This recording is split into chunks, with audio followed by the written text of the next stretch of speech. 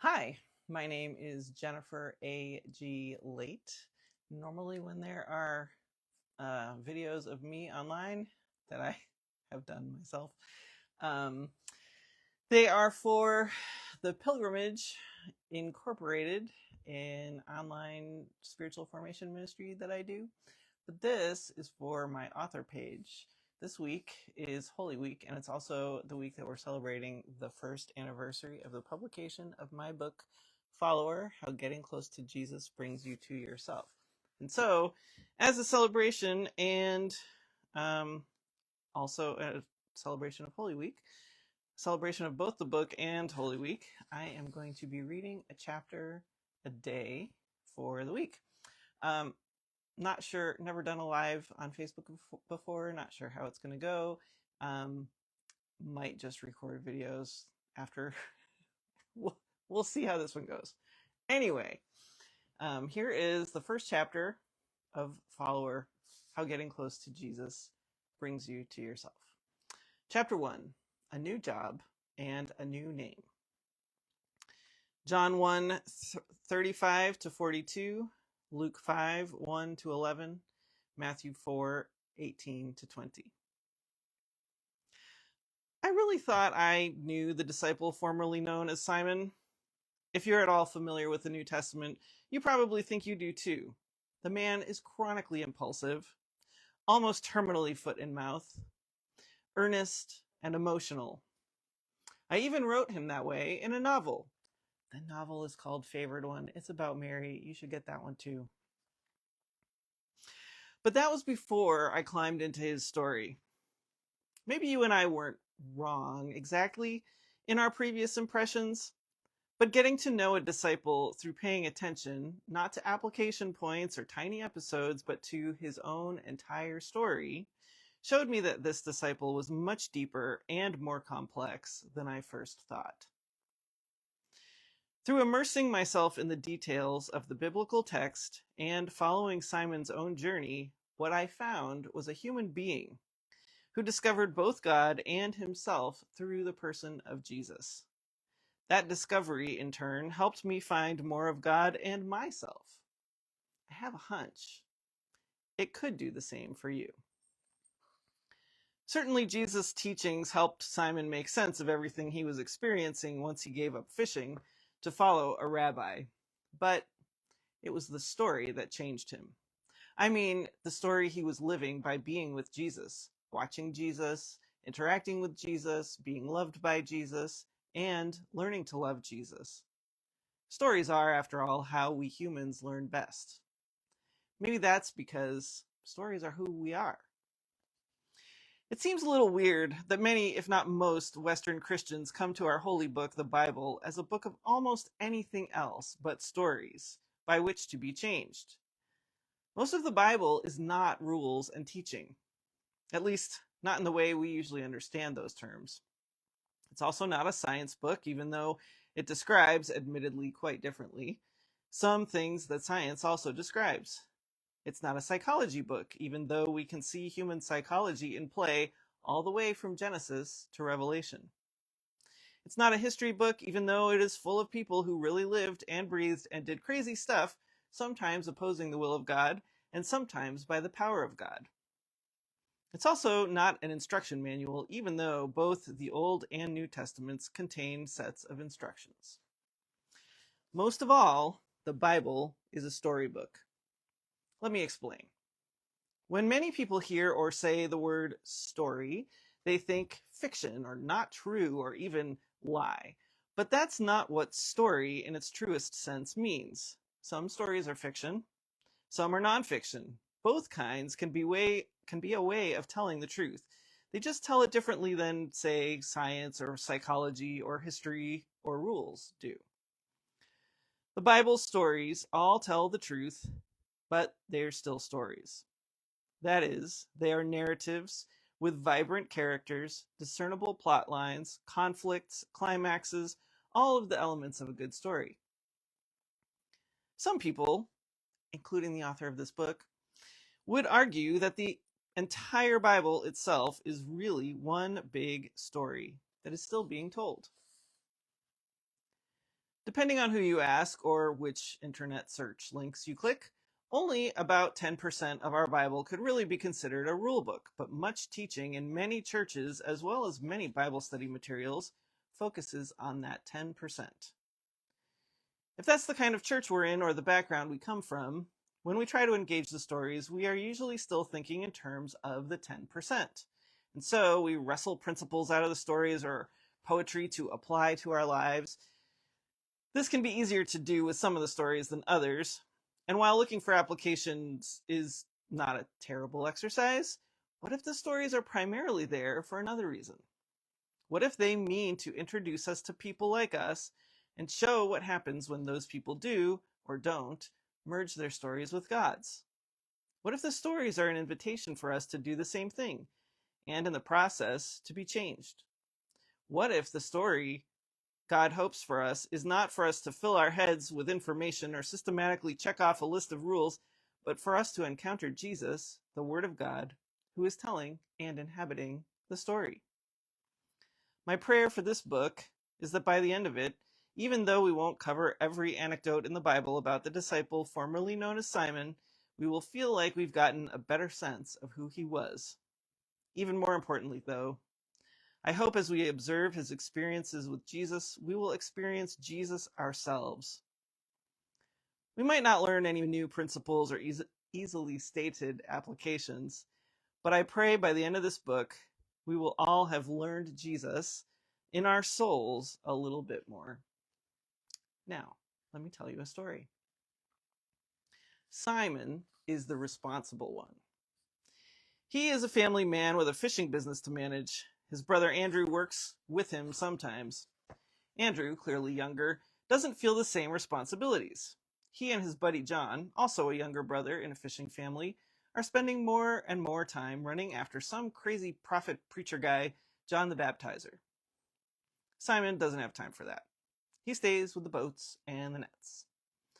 You know who Simon is. He's Jesus' friend Peter. We've already pegged him as loud and impulsive, which is to say, not the responsible one. But let's not jump ahead of the story. Right now, he's still Simon. And here in John 1 and Luke 5 and Matthew 4, we don't see impulsivity.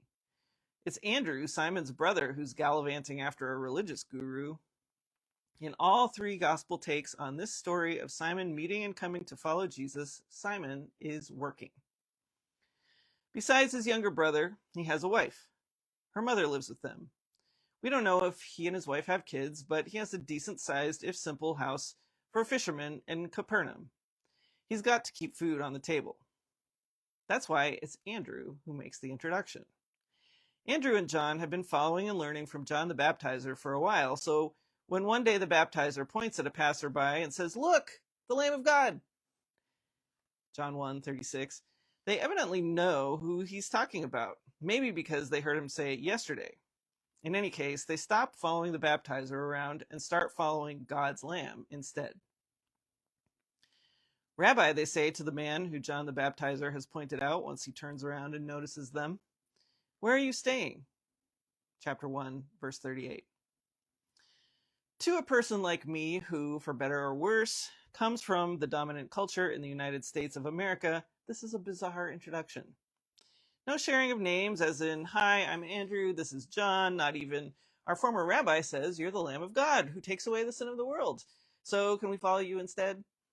They just immediately ask Jesus where he's staying, and then he invites them to spend time with him there, which is maybe weird too, because it possibly wasn't even his own house. Many cultures worldwide are far more hospitable than mine. In white American culture, we want to get to know someone before we invite them to our house. Also, it's usually our house, or at least a place we're renting.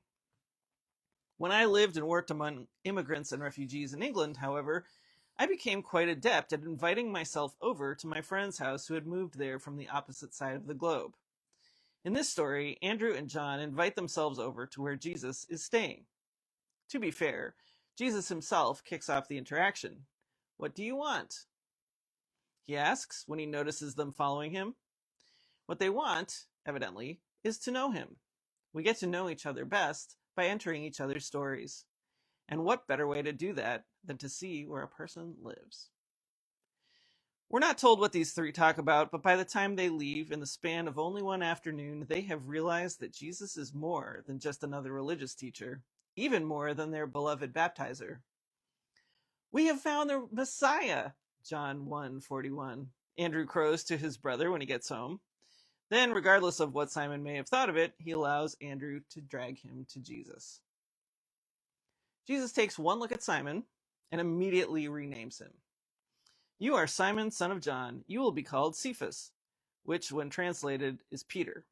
John 1:42. We might note that here Jesus says, "You will be called," as if this new name will only apply later. Simon is called Peter most of the time nowadays, but the nickname didn't stick right away. Why would it have? Although it's possible, there's no evidence in the Bible that Simon ever met Jesus before this.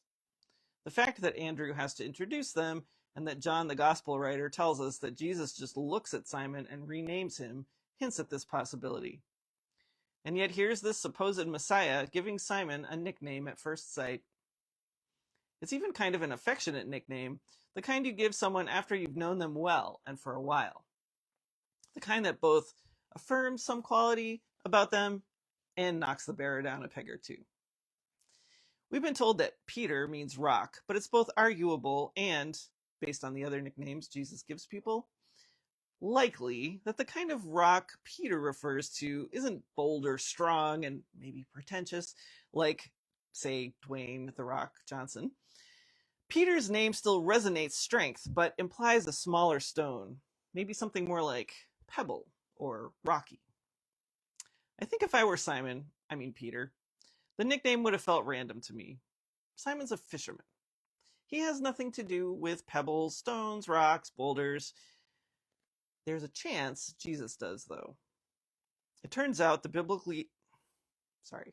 biblical term, traditionally translated carpenter when describing Jesus in the Gospels, doesn't necessarily mean woodworker. It might mean that.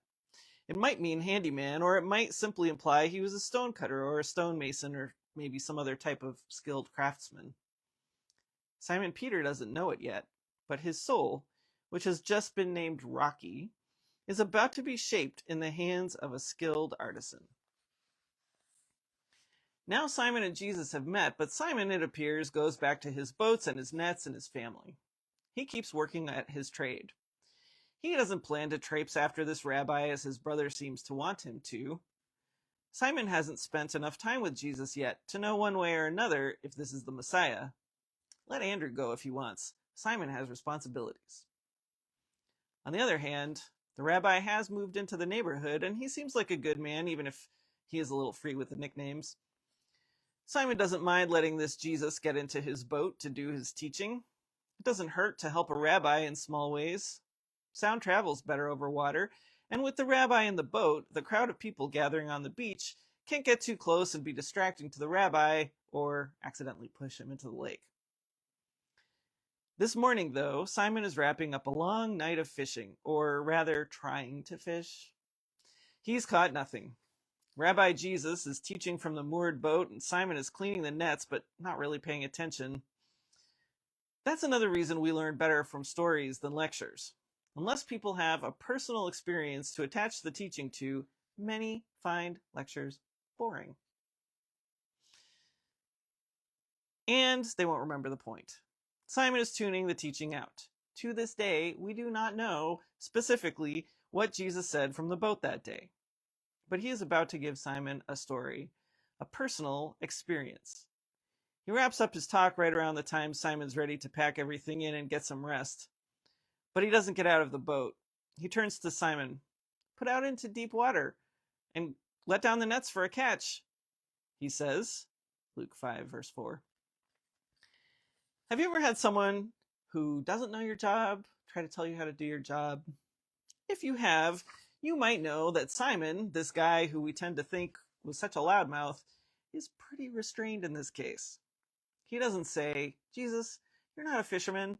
You don't know what you're talking about. We fish at night. We just got in. Everything's cleaned up. We're tired. Read the room. Maybe another time we'll take you out fishing if you want, okay?" He does get a little passive-aggressive, maybe, but can you blame him? Master, he says, we've worked hard all night and haven't caught anything, but because you say so, I will let down the nets. Luke 5:5.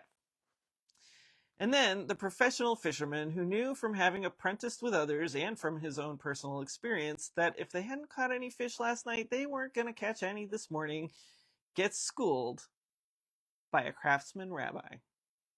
The nets fill up. The nets start to break. Simon, and presumably Andrew, have to call John and his older brother James to come help them haul in the catch so they don't lose it all. And then both boats start to sink. The catch of fish is the story. But somehow, in living that story, Simon Peter is hooked. He is never going to be the same again. I could tell you this for certain, even if you didn't know anything else about Simon Peter, and even if I didn't know anything else about Simon Peter. Do you know how I know he's never going to be the same? Because this is a divinely told story. If you took a creative writing class, you might have a teacher who would tell you that to write a good story, you should show, not tell. That's what Luke does here. He doesn't say, and that's when Simon's life changed. He shows us. In every verse where the disciple is named in Luke 5, Luke calls him Simon. In Luke 5, verse 3, he's called Simon. Verse 4, Simon. Verse 5, Simon. Verse 10, Simon. But when the miracle happens, suddenly we get verse 8. When Simon Peter saw this, he fell at Jesus' knees and said, "Go away from me, Lord, I am a sinful man." In the very instant that a skilled craftsman doubling as a holy man overturns the professional expectations of a fisherman, that fisherman discovers he does not know as much about himself and his world as he thought he did. As the boats start to sink, Simon's world turns upside down, and he knows that he is in the presence of someone beyond his comprehension. His response to that realization, which he doesn't seem to have had when he was initially introduced to Jesus by his brother, is that he is a sinner, and by rights, he probably needs to get as far away from this soul craftsman as possible. Luke doesn't tell us any of that, apart from the detail that all four fishermen are astonished. And yet, Luke shows us what happened by sharing the fisherman's kneeling confession and, more importantly, in only one verse, calling the fisherman Simon Peter. That, he shows us, is the moment when Simon begins to be transformed into Rocky. Verse 10 goes back to calling Peter Simon, and I suspect that's because this is only the beginning of his story. When Jesus calls us to follow him, he is really calling us to become somebody new, and simultaneously, somebody we were already always intended to be. It takes a little while sometimes to shake off our old self and our old ways so we can become our true self. But verse 8 is the clue that Peter has begun that transition. And Jesus comforts him as Peter stands at the brink. Don't be afraid. Luke 5, verse 10. Jesus doesn't say, "You sure are a sinner. Get out of my sight. Oh, and I'm keeping the boat." He doesn't say, "I'm glad you've realized how sinful you are. Let me itemize everything that's wrong with you so that we can work on it together. Let me remind you of what it means to be obedient to God." It's more like Jesus says, "You think staying away from me is the solution to your sinfulness? How about you spend time with me instead? Follow me.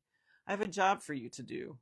It's kind of like the one you've been doing all your life, only different. Instead of netting fish, I want you to help me catch other souls just like I caught yours. I've got you, Rocky."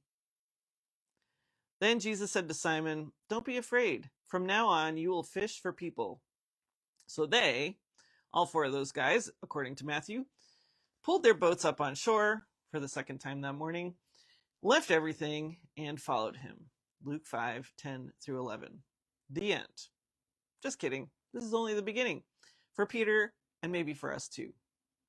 Peter knows all about fishing for fish, or at least he thought he did. He's about to find out what happens when you invite Jesus into your day-to-day life. Not just into the things you struggle to do, but the things you're so good at you don't even have to think about them. He's about to discover what it means to fish for people. That's the end of chapter 1. Thanks for listening. Hope to see you tomorrow.